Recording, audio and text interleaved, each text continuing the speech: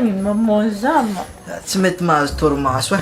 Nagnino? Hitanao bôka amarebaka jeudi le 28 e. Ka nagnino? Trosan'ny dosala bôka 10 millions. Hitanao? Azonao? Tsia. Ke zany na 1 million mbola tsy hitako zegny raha mampiasa aloha za tsy matafandra zaka mafy aminahy raha zegny.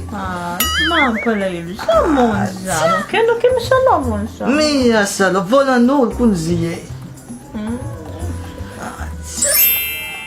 Ambesa, regno. Ambesa za hita hevitra amin'ny raha zegny fa condition mila mandry edanao vakedo fa za edy résoudre raha zegny fa après izy mila mandry edanao zaka vakagny regninao zegny. Ia. Promis fa hoany anao. Ia, za hoany bebe ô. Bisous. Va no problème na. Va ako za ma raha tiako anao za.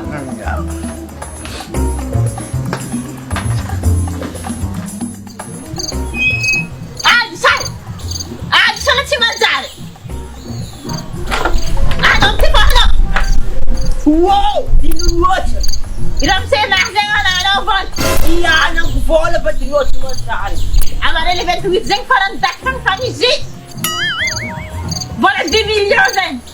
10 millions, iya 10 millions! Ito lang ako tangay. Mukhang mo. Sa kaso kang sabela ba tutumin ako isyang efizeng inarazak! Mamodeng ka ka na ako isyang efizeng! Chingwak! Isyang efizeng! As! Mafanizak sa kanrap siya ng nanwalan kay Boleg sa isyang efizeng! Kung nga doon ay ikot na ikala na dahil sa bola doon! Inuturutuwa ka di! Madang bola! Ito kasi na pugulok pala pala Roy. Inuturutuwa ka di Madang! Mandrimjegna anao avy fa tournazy ka tsy mandry agny reraka anao Tenao zay.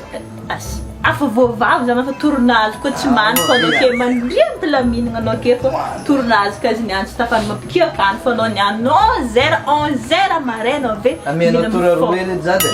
azonao nefa mila mandry 11h tsy mavaketsika amin'ny fô zegny agny sidaranazy dosalanao mampanino tsy ampandry zamazama mozama.